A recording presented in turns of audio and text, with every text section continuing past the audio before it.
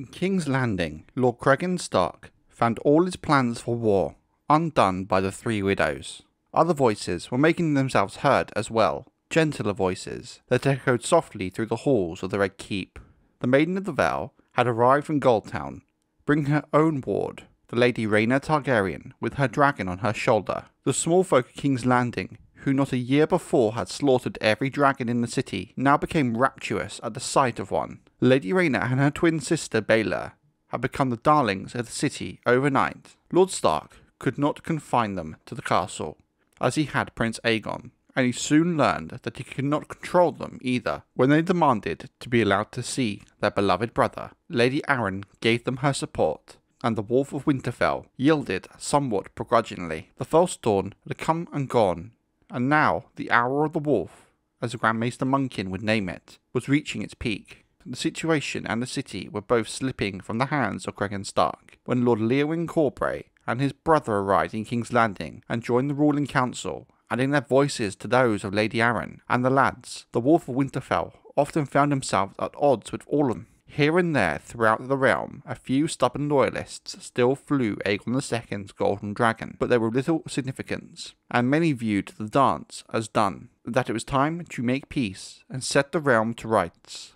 On one point, Lord Cregan remained adamant: the king's killers must not go unpunished. Unworthy as King Aegon II might have been, his murder was high treason, and those responsible must answer for it. So fierce was his demeanour, so unyielding, that the others gave way. "Let it be on your head, Stark," Kermit Tully said. "I want no part of this, but I will not have it said that Riverrun stood in the way of justice. No lord had the right to put another lord to death, so it was first necessary for Prince Aegon to name Lord Stark the King's Hand, with full autonomy to act in his name. Lord Cregan did all the rest, whilst the others stood aside. He did not presume to sit the Iron Throne, but on a simple wooden bench beneath it. One by one, the men suspected of having played a part in the poisoning of King Aegon II were brought before him. Certain Eustace was the first brought up, and the first released. There was no proof against him. Grand Maester Orwell, on the other hand, was less fortunate, for he had confessed under torture to having given the poison to the clubfoot Larys Strong. "My lord,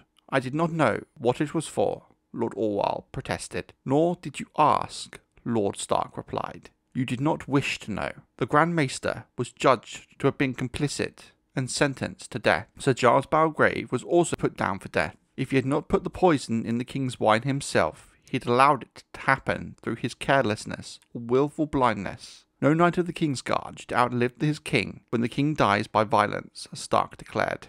3 of Belgrave's sworn brothers had been present at King Aegon's death and were similarly condemned, though their complicity in the plot could not be proven. The 3 Kingsguard who were not in the city were judged as innocent. 22 lesser personages were also found to have played some part in King Aegon's murder. His Grace's litter-bearers were among them, along with the King's Herald, the keeper of the royal wine cellars, and the serving men whose task it was to make certain the King's flagon was always full. All were marked down for death. So too were the men who had put the King's food taster, Amit, to the sword.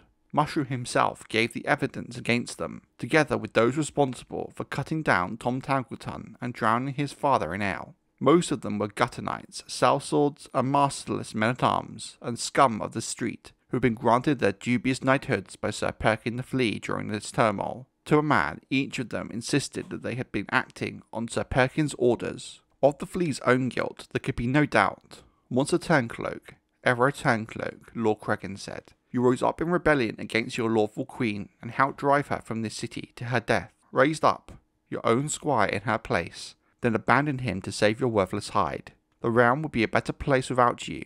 When Sir Perkin protested that he had been pardoned for those crimes, Lord Stark replied, "Not by me." The men who had seized the Dowager Queen upon the Serpentine Step had worn the Seahorse badge of House Velaryon, whilst those who had freed Lady Baela Targaryen from her imprisonment had been in service to Lord Larys Strong. Queen Alicent's captors had slain her guards, and were thus condemned to death, but an impassioned plea from Lady Baela herself spared her rescuers from her similar fate, though they too had bloodied their sword by cutting down the king's men. Not even the tears of a dragon could melt the frozen heart of Cregan Stark, men rightly said. Mushroom tells us, But when Lady Baela brandished a sword and declared that she would cut off the head of any man who sought to harm the men who had saved her, the Wolf of Winterfell smiled for all to see, and allowed that if her ladyship was so fond of these dogs, he would permit her to keep them. The last to face the judgment of the wolf, as Monkin dubs these proceedings in the True Tellings, were the two great lords at the heart of the conspiracy, Larys Strong the Clubfoot, Lord of Harrenhal,